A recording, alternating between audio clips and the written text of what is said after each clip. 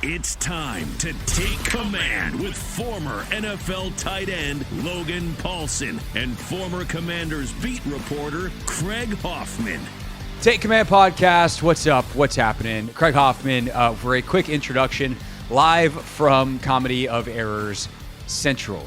You see what had happened was Logan and I recorded a podcast this morning, which was a bit of a miracle because old Paulsen left his laptop in the DMV when he went down to the Senior Bowl in Mobile, Alabama. Luckily, we were able to find a way to do a recording, or at least that's what I thought. I felt like a technical genius, if I'm being honest. I was like, it's okay. Let me call you on FaceTime, and I can record this and screen capture that. And I made a little bit of a boo-boo with that recording. Luckily, it was actually just a little bit of a mess up. So the first 2.5 minutes of the podcast are gone forever. Luckily, we were able to salvage the final 44 minutes of it, and thus you were about to hear 97% of what we recorded this morning. I don't know if that math actually checks out, so nobody double check on that. Here's what you can do. Keep on listening. The full podcast is coming. It is a look at how the final four teams in the NFL have built their rosters and their organizations, and how much of that can the Commanders use as a model. And then we get into some of the prospects that Logan is looking forward to seeing at the Senior Bowl. Because Logan was on his phone and not his laptop, you will hear a little bit of an audio difference compared to the usual for him. But all in all, the information great as always, and we avoided total catastrophe, aka a 100% lost podcast. So with that said, intro over, here we are picking up talking about the Kansas City Chiefs and how they built a juggernaut headed to their fourth Super Bowl of the Patrick Mahomes era.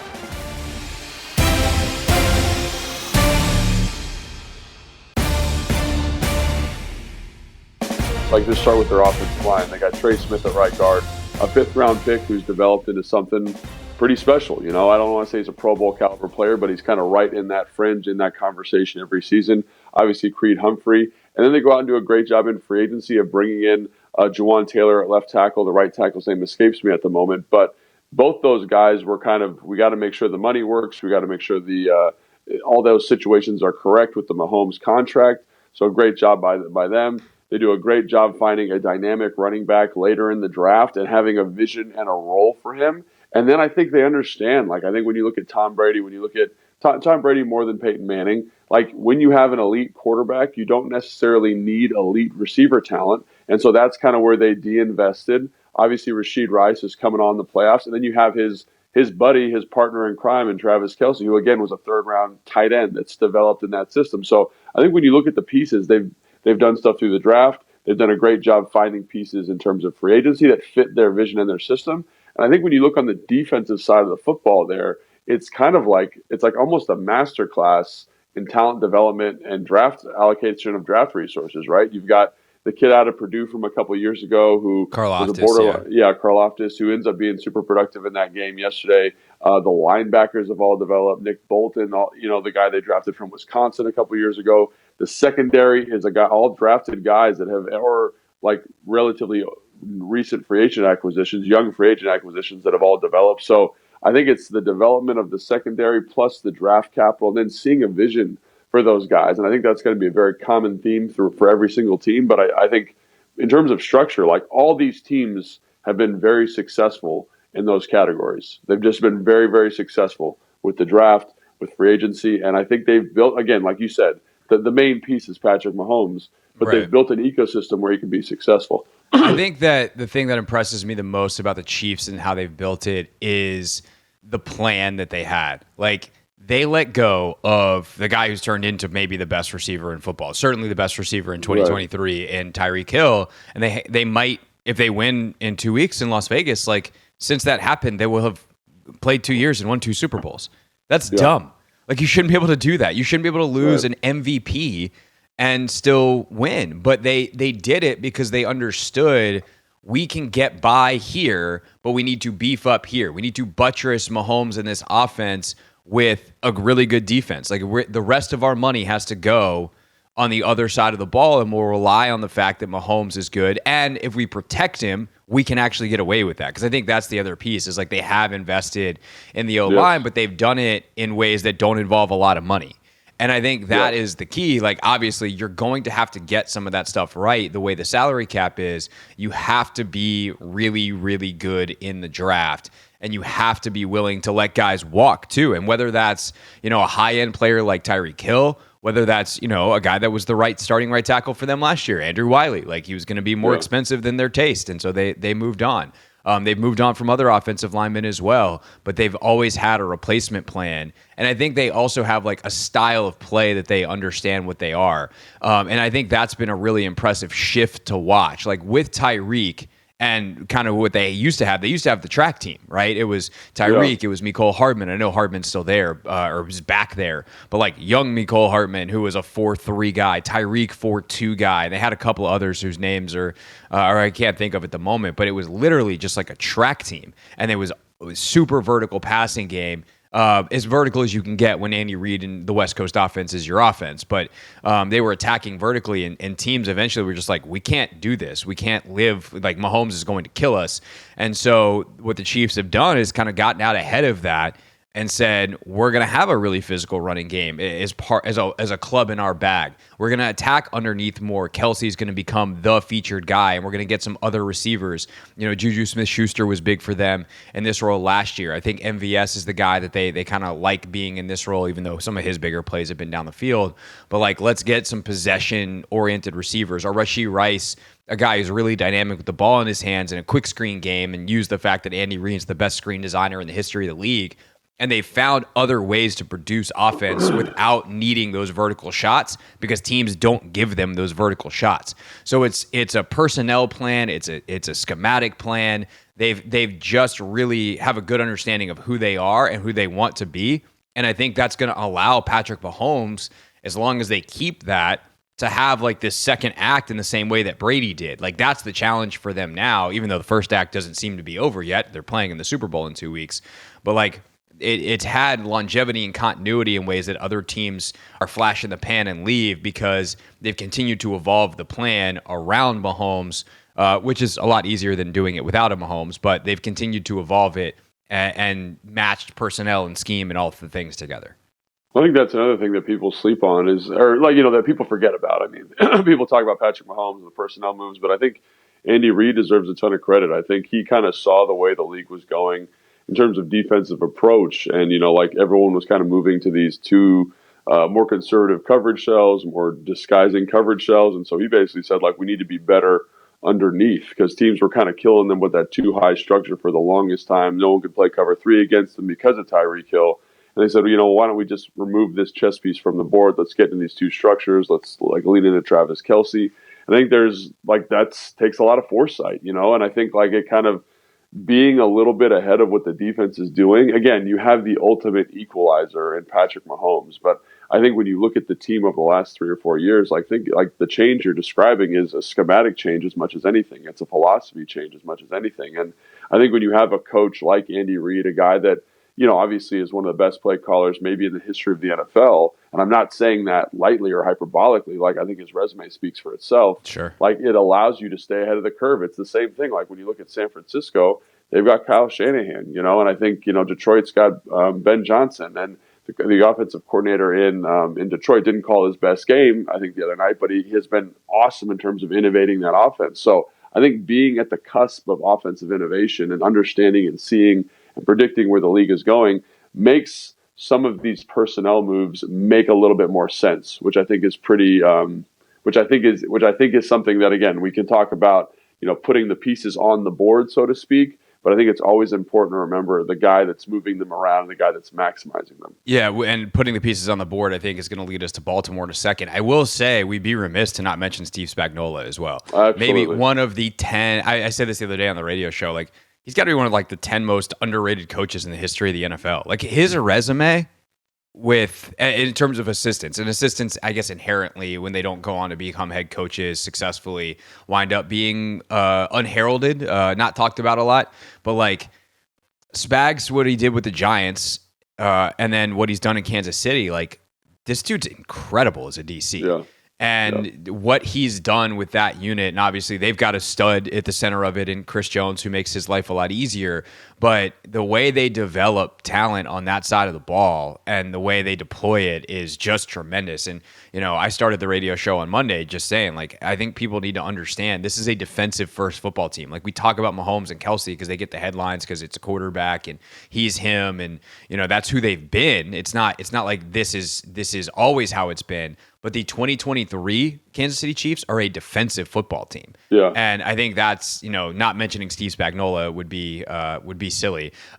Meanwhile, on the other side, Baltimore, a model organization in its own right, has been for basically its entire existence in Baltimore since they rebooted the Ravens in 25 years ago, Ozzie Newsome, et cetera. But I think with them, like the pieces are so good, their talent acquisition has been so good, and then you get into some of the same stuff in terms of the clarity of assignments and the way they coach them up there is just next level.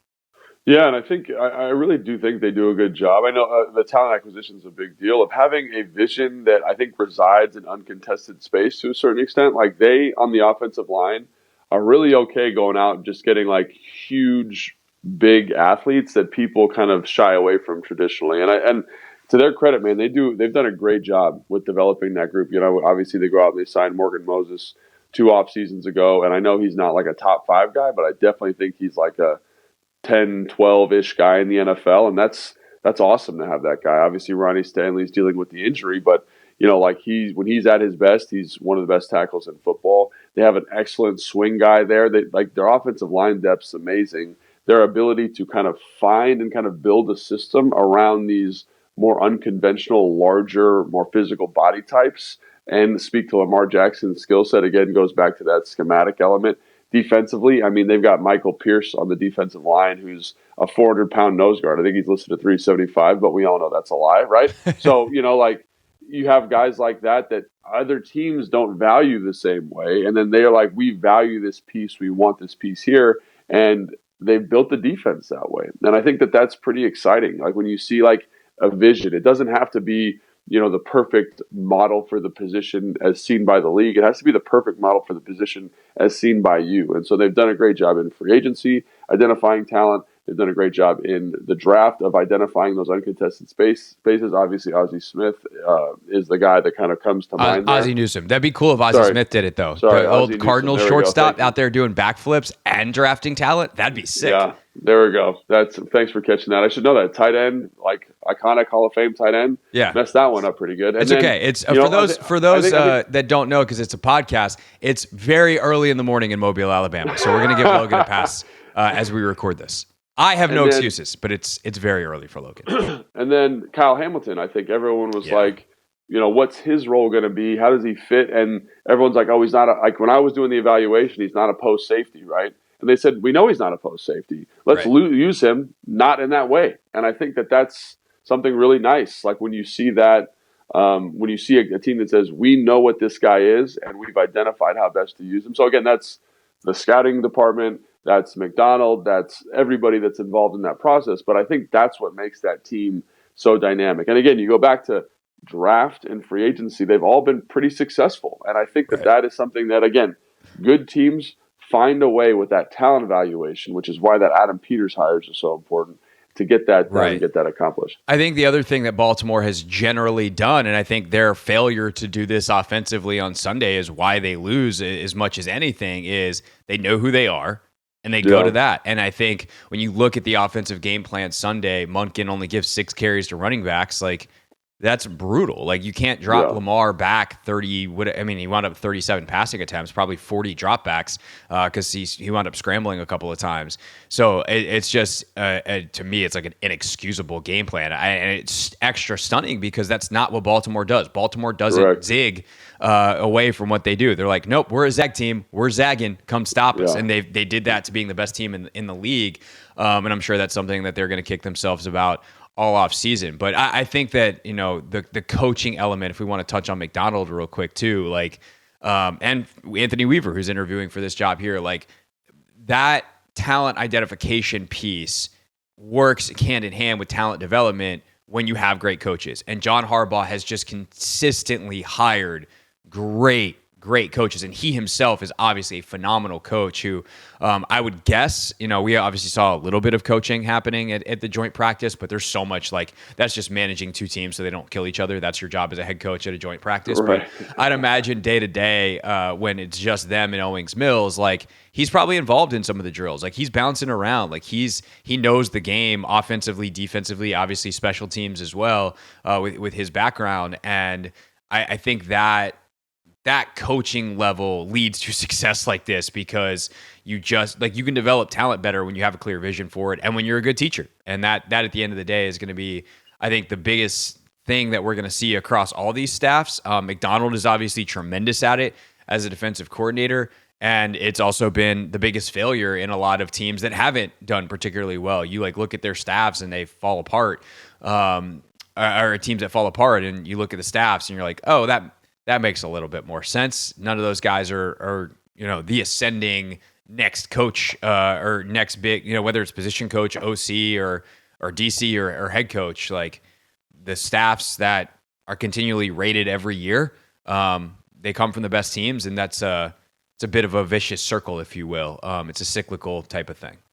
Yeah, no, and I think talk about developing coaching staff. I think McDonald was developed definitely almost entirely in-house. Obviously he goes to Michigan, but I think that idea of developing coaches, in addition to developing players, is so important, and I think what is your vision? I remember I was talking to somebody about the San Francisco tree, and they were they had a really kind of detailed plan with Mike McDonald there of developing young coaches so that, because they understood that guys are going to leave, they're going to move on from this tree. And so that, I think, like you said, good teams have plans for when guys leave. I think Kansas City, how many coaches have left that tree, that offensive coordinator position, and they've just filled it. And again, Andy Reid provides some continuity there, but understanding and having talented people to get that stuff communicated is critical.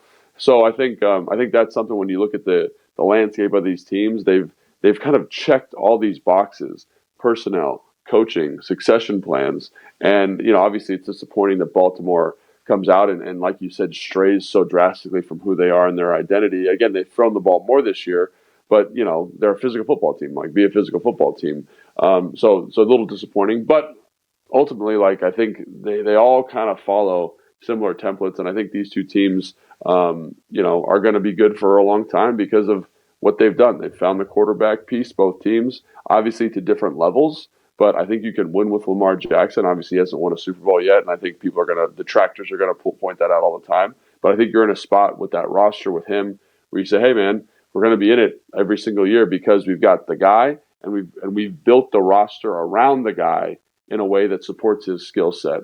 And I think that's a perfect, easier said than done, but a pretty consistent roadmap for that kind of stuff. Yeah, no doubt. And I think it's important to remember, just because someone hasn't yet doesn't mean that they can't. And I think that certainly applies to Lamar Jackson.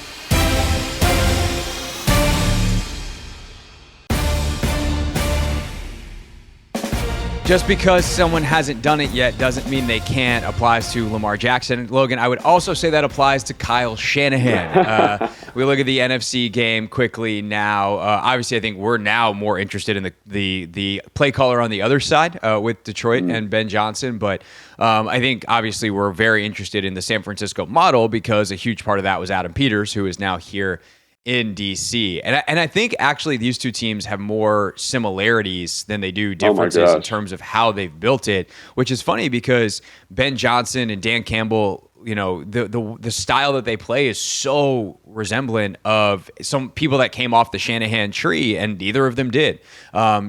Campbell out off the Sean Payton tree, which is kind of the Bill Parcells tree, and then Johnson has kind of got this amorphous background where he's worked because he was in Miami and everyone just kept keeping him. He's coached under so many different people, and yet he kind of lands on a style that looks very similar to what Kyle does. But I think more important than that, even bigger picture than the schematics offensively and kind of this toughness mindset, is they have found GM and head coach who have a great collaborative relationship.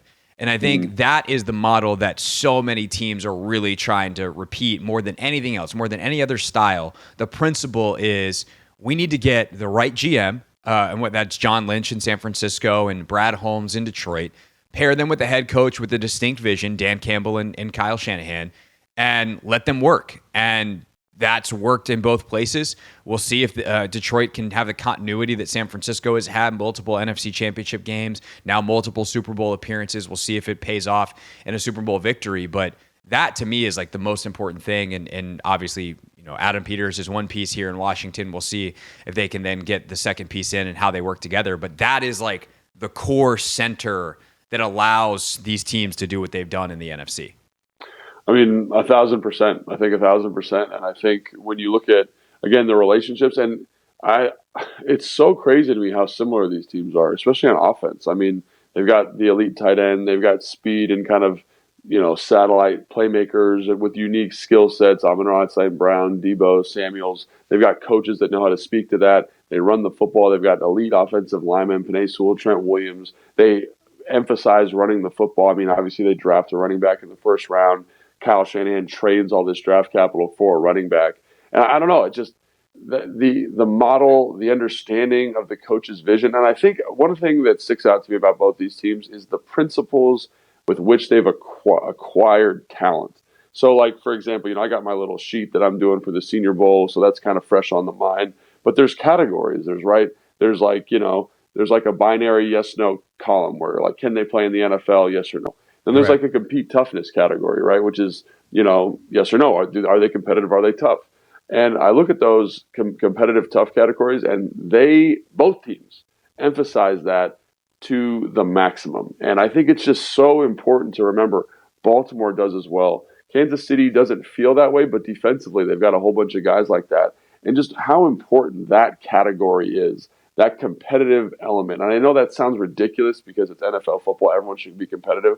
But they have built teams that resemble Dan Campbell and resemble the competitiveness of Kyle Shanahan. And again, I think that's so critical. Like, and Adam Peters has seen it firsthand, so I'm very confident this will happen. But understanding that football is a physical football game, right? And you need guys that are passionate and they like that physical element of it. Because when you watch Detroit, when you watch the 49ers, when the 49ers played the Washington Commanders, they were like, we're a more physical team than you. And they just leaned on us in a way that you don't very see. Baltimore, same type of way. So I think you're talking about the relationship between the GM and the coach.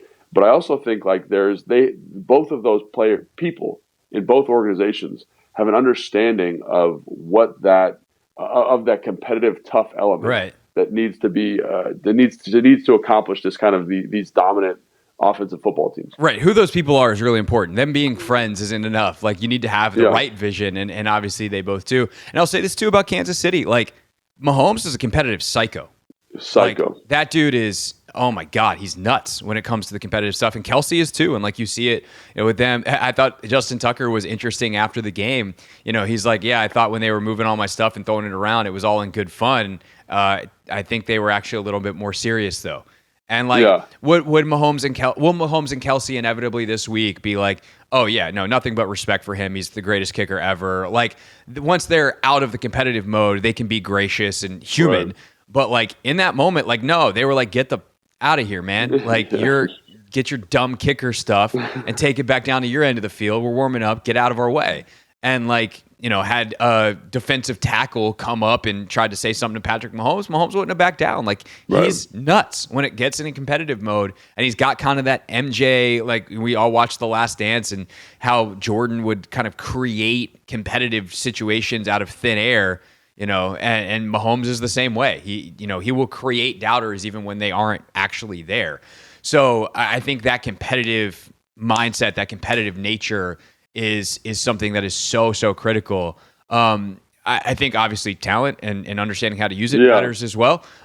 Which brings me to a point I'd like to ask you about with Detroit, because I feel like people like there's a natural pushback to Ben Johnson from some portions of the fan base because he's the favorite, and some people are just like, if everyone says this, then I have to say that. And there's there's that element. But I think then they start to make arguments that just aren't true. And one of them is, well, Ben Johnson has a ton of talent to work with. And I actually don't think that like they have an abnormal amount of raw talent or have made an insane amount, like an uneven amount of investment on the offensive side in Detroit. I think what they've done is very similar to what Kyle has done, to what some of these other teams we've talked about have done, where it's like, we know what we want to be and we know who fills those spots. Like Amon-Ra St. Brown's a 4th-round pick. He's awesome. Yeah. I'm not telling you he's actually worse than he is, but it wasn't like he was the 1st-round coveted receiver. By the same token, you look at, some of their other pieces. I mean, even Jared Goff. Like, Jared Goff's last 2 years in LA and his first year in Detroit were bad. Like, and that has gotten erased. The idea that he was the 1st overall pick and he took LA to a Super Bowl. And it's like, yeah, then he stunk for 3 years. And Ben Johnson helped revive him. Now, have they made really smart investments? Yes. Penei Sewell is incredible at what he does. And he was a wise choice for them as a 1st-round pick and a high 1st-round pick. Obviously, now that they've built it, like a Jahmyr Gibbs is a bit of a luxury pick for them. But people, and sometimes it's like sides of the ball thing too, where they're like, they've invested way more on offense than defense. Aaron Glenn's actually more impressive. I'm like, well, Aiden Hutchinson was the number 2 pick. Jack Campbell was a 1st-rounder.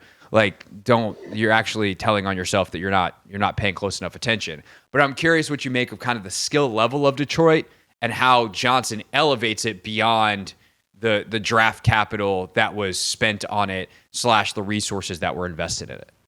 Yeah, and I think like one of the pieces in there that you kind of forget about is David Montgomery.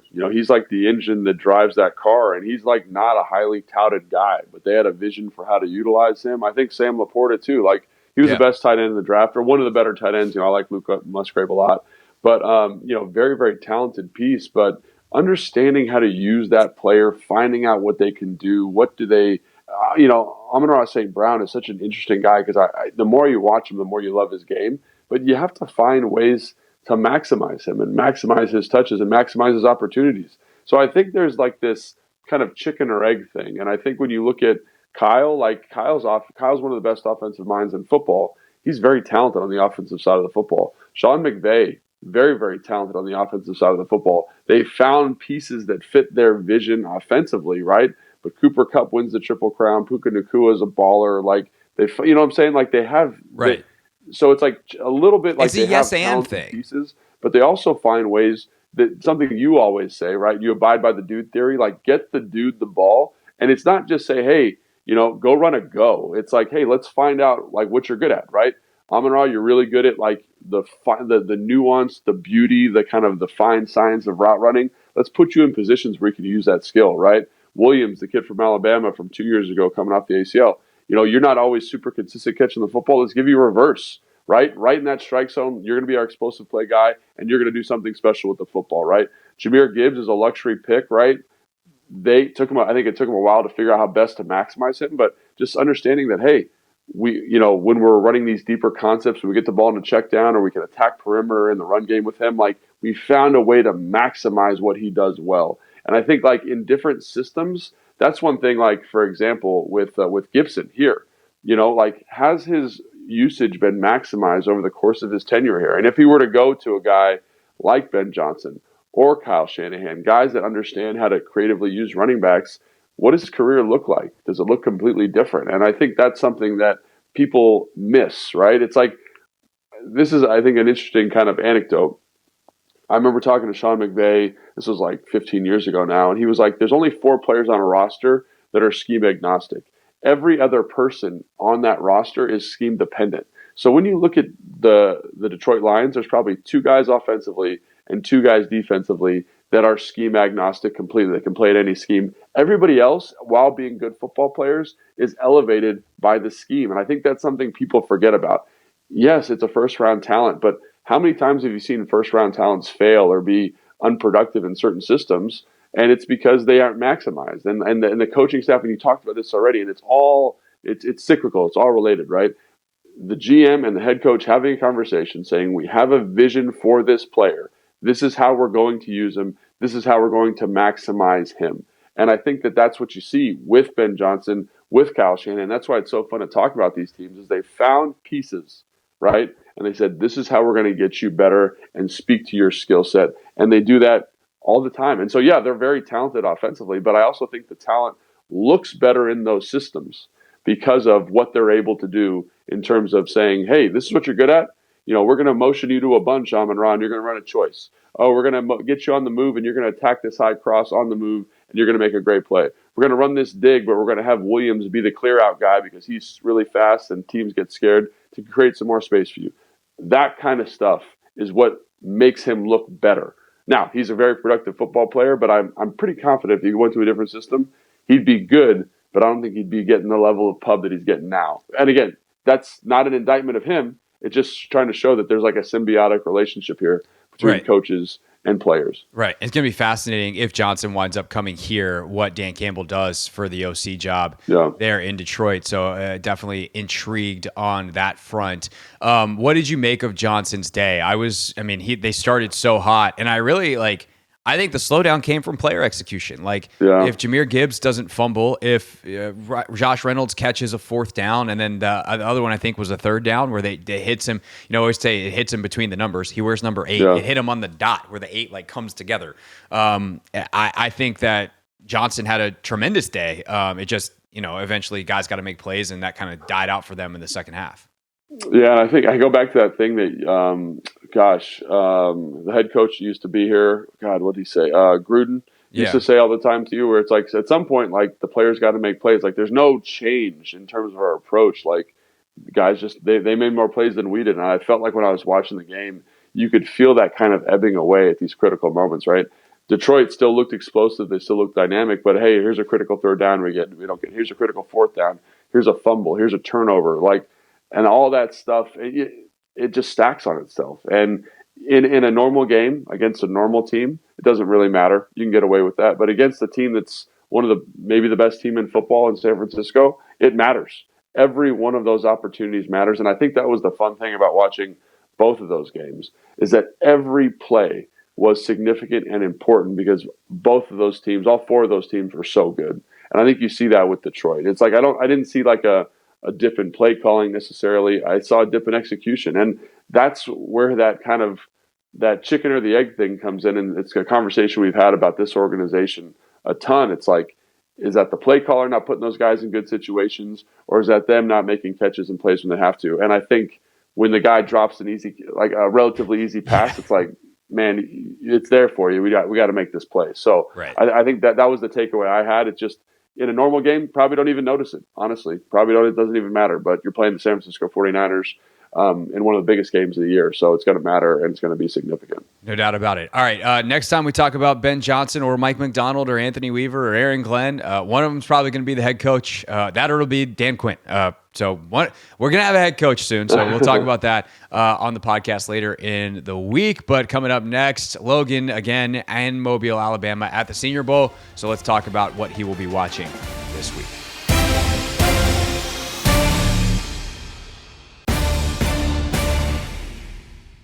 Wrapping up Take Command. All right, Logan, you are at the Senior Bowl. Obviously, we're going to have our eye on quarterbacks this week. Bo Nix Michael Penix are down there. We're going to be doing a lot more stuff on the quarterbacks moving forward. So let's put them to the side for the moment. When you look at some of the other big positions of need, and I'll say offensive tackle, edge, tight end, linebacker, any of those position groups particularly intrigue you this week as you get set to go to your first practice down in Mobile? I mean, they all intrigue me because they're all need positions, right? But they intrigue me in different ways. So, for example, with the O-line, I mean, it's incredibly deep this year. And I think we talked about this on the last podcast. There's probably going to be 7 to 8 offensive tackles, offensive linemen drafted in the first round. And it's fun because a couple of those guys are here. So Talisi Fuaga's here, the guy from Oregon State. Measured in yesterday, 33-inch arms, a little shorter. So, some people say he might be a guard. And this is a good opportunity to kind of see, hey, am I a guard? Am I a tackle? I think you can do both. Troy Fontenot from Washington, from UW, will be here. He's one of the best kind of guard tackles in the class, played left tackle at UW. Is he converting inside? Tyler Guyton, Jordan Morgan, also tremendous talents. Tyler Guyton, converted tight end. I mean, just is a tremendous athlete. And so if by some miracle he slips you in the second round, I think you're doing backflips if you're Washington. But all those guys, to me, feel like first-round players. Then you kind of get into that second tier of guy, and you get the Kingsley Sumatayas, right, from BYU, who's kind of a more developmental guy, bigger body, kind of that athletic frame. But well, I guess what I'm trying to point out here is there are a lot of good football players at the tackle positions. Brendan Coleman from Texas. No, Christian Jones from Texas. Brendan Coleman from TCU. So there's like, I don't want to say you can throw a rock because, like you said, it's a little bit more top heavy because like they value that position. It's going to move up. But I think there's going to be guys there in the second round if you value them appropriately that can make that pick. And I think that's why it's exciting for me to be here this week because there's a lot of guys that meet this criteria. There's a lot of guys that I have a draftable grade on. There's a lot of guys that have a starter grade on. And it's just about seeing how they perform in this setting. So let me ask you this on behalf of the audience, because I think the term position flex got a poison forever here in DC over the last 4 years. When you say like, is he a guard? Is he a tackle? What is the line of delineation there? What makes someone guard material versus someone who can play outside? Like, what are the traits? And then why does it work for some and not for others? Well, I think Brendan Coleman's a really good example of this. He's a TCU tackle. He played tackle at TCU, but he's probably going to play guard here. And so what you're looking for is just kind of a different type of athleticism. So tackles tend to be like basketball players. They have this really nice hip flexibility. They can kind of glide out of their set. And if you think about it, they have more space to contend with. So you want to see kind of this really athletic flexibility and then strength and power. And guards can be a little bit more rigid, right? They're kind of and that's what Brendan Coleman brings, right? He's like this rigid, tight-backed, tight-hipped, but he gets his hands on you, he can move you out of the spot, right? And I think like that's a really good juxtaposition. Like, yeah, Brendan Coleman can play tackle, but why do I want to put that guy out there? I want a Tyler Guyton to play tackle, right? I want Talisi Fuaga, right? He's a very good athlete in terms of how he moves. The arm length might be an issue, but we'll see. That's what this week's for, right? But I want that more athletic kind of basketball type out there because, again, they're not dealing with the same body types. And I think that's one of the reasons kind of diverging here is why you see like Chris Jones or Daron Payne when they move to the edge, they give tackles a hard time because they're not used to dealing with those big body types, while guards, on the other hand, tend to be very comfortable. Like, oh, I got this on lock. I'm ready to rock and roll. So that's kind of the difference. And I do think like I know position flex was poison, but there is value there, right? I want a guy that can play multiple positions because some teams only carry 7 on game day. So like we got to be able to make sure we move people around and give us an opportunity to get the best 5 on the field. So that's why a guy like Troy Fontenot from UW, who again played left tackle, I don't think he's a left tackle in the NFL, but let's say you have an injury and you say, man, this guy can play left or right tackle if we need to, and we can bring that swing guard in. Because I personally think it's easier to find a guard than it is to find a tackle. So when there's an opportunity to have a guy who's got tackle ability, like I think you got to jump on that, kind of like Sam Cosmi. And again, that's one of the reasons why these positions on the offensive line are so valuable, in my opinion. Because let's say you draft a Sam Cosmi in the second round, it doesn't work out at tackle. He's a fine tackle, but he's a really good guard.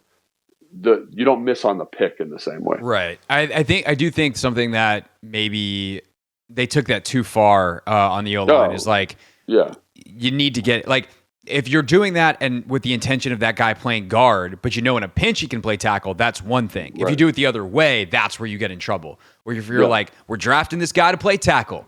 Oh crap, he's a guard. Well, now you're without a tackle. And I think that is where they got themselves in trouble these last couple of years, and where a guy like, Braden Daniels, where everyone's like, hey dude, guard, and then they draft and play tackle and it didn't look very good in camp. That's going to wind up being a miss if they keep trying to tackle. Obviously, we'll see what the new regime does. As he missed his entire rookie season on IR. Tight end is another position that definitely I think we see the value. Something we didn't really talk about. I guess you touched on it briefly, but something that's worth underlining about championship weekend is all 4 teams had stud tight ends. And some teams had 2, like, the Ravens have Likely and Mark Andrews. The Chiefs obviously have Kelsey. 49ers with Kittle and Laporta with the Lions. It is such a valuable position. What does this class look like? And what is the likelihood that, the Commanders can get a really good one with one of those 5 top 100 picks? Yeah, I mean, obviously there's Brock Bowers, who's probably going to be a top 10 pick, top 5 pick, depending on maybe top 15. Like he's maybe the second best pass catcher in the draft.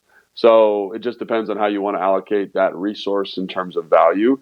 Jadavion Sanders is a guy that I think is really interesting, a little stiff for me, but he's kind of the second guy. And I do think there is, there's guys here at the Senior Bowl that I'm excited to watch, right? There's Jared Wiley from TCU, a guy that blocked like a tackle in 2022 and caught passes like a receiver in 2023. Can those guys be the same player this year? And you got to kind of figure out what's going on there. But after that, you get kind of in this land of misfit toys, right? There's Jaheim Bell, who measured in at 6'1" and 244, so built like a running back, runs like a wide receiver. My comp for him was Deebo Samuels, just to give you an idea of like how he fits in an offense. So can he play real tight end for you? Probably not, but maybe like a move F piece. There's Ben Sinnott, who is a kind of a fullback. He reminds me a lot of Kyle Juszczyk when I watch him. So again, there's not like this like archetype for the position. There's Theo Johnson for Penn State, a big kind of Gronkowski type guy, but doesn't run that well. You know what I'm saying? There's all these guys that have these warts. So to me, outside of the top three, I don't feel like there's a strong kind of game-changing type player. Tanner McLaughlin from Arizona is interesting, converted wide receiver, moving to the position, runs like a receiver, but doesn't really block very well, doesn't have that dynamic athleticism. So I think an interesting person in this conversation is Johnny Wilson from Florida State. I was just about to ask about him because he was a stud receiver at Florida State, but he gets down there to Mobile and he weighs in at 237. And people are immediately going, tight end? And he played at 237, but he's just so damn big. He's 6'6". His arms were 35 inches long, which is crazy. He had the longest wingspan of any non-offensive lineman at the combine. I think only two guys had longer wingspans.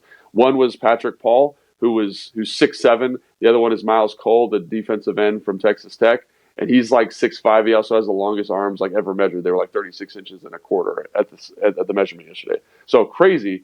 So like I personally think he's a receiver. Like he just moves like a receiver. His route running nuance is so high. But can you kind of maybe bastardize his role and be like, hey, we're not going to ask you to block in line, but we'll have you do some like kind of move, maybe some cut blocking, some stuff like that. Because again, he doesn't have like the physicality. Like he's big, obviously. He's long and he looks like more like a basketball player, but he doesn't have like that muscular development to be like, you could be a tight end right away. Maybe if you gain 15 pounds to be that guy, but he's really interesting. It's kind of that big F, big Z potentially. We'll see. And again, it's a big week for him. If he wants to play receiver, this is a great week to say, hey man, I'm Mike Evans. I'm not Jimmy Graham, and so that's kind of something you're watching because again, like he's a guy that has a very unique skill set, catches the ball well. He had a couple drops this year, which were frustrating, but runs excellent routes. One of the better route runners in the class. It's just he's big as hell. So like, where do you put him? Right. And again, very interesting talent.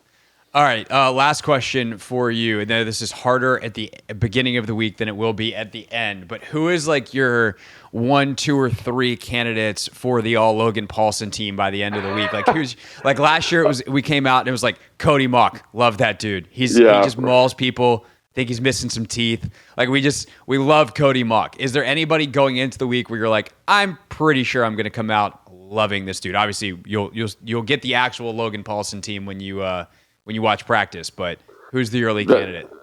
That's a great question. So obviously, Talisi Fuaga, like the way he plays on film, he is just a animal. And I like animals. And so it's easy to say him because he's like the first tackle on my board. Right. I put him in my top 10 on my mock draft, which is going to be on Command Center this week. So obviously I really like him a lot, but there's a reason I like him a lot. It's because he plays the game with a violent edge.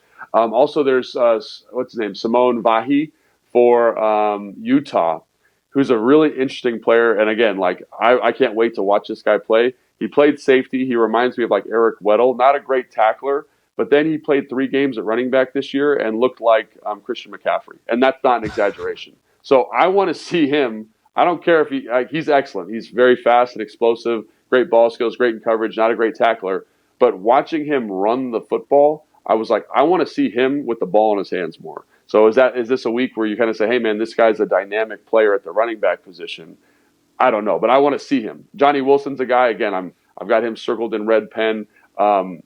There's a lot of receivers here that I think are going to be really dynamic football. We talked about this ad nauseum, but those are some guys that I've kind of got circled. Like, what are you going to be? How physical are you?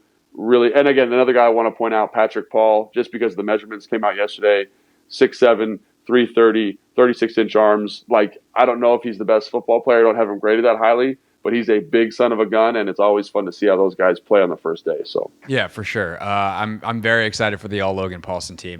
We'll do that probably early next week. We anticipate our next podcast being about the next Commanders head coach. Whether that happens, we're recording this Tuesday morning. It could happen as soon as today. They're doing the interviews first, I think, in Ashburn today. Then they fly to Detroit to do the interviews with Aaron Glenn and Ben Johnson. Those could spill into tomorrow, but I would imagine by Thursday at the absolute latest we have a coach. But I would say this: our next podcast will be later this week, and it will be about the new head coach, barring something very bizarre happening. Exactly what day that pod will be is kind of a TBD, depending on that news. But that's why you subscribe. Whenever it happens, we will have it for you. And of course, if it does happen sooner than Thursday or Friday when we are scheduled to record again, we'll try to get you some instant reaction from the Hoffman Show that we will stick in the Take Command feed. Often Logan will call in and we'll have him on the radio show. And so we get you the same insight and analysis in that forum. So subscribe to the Take Command podcast wherever you are listening right now, and we will see you later in the week here on Take Command.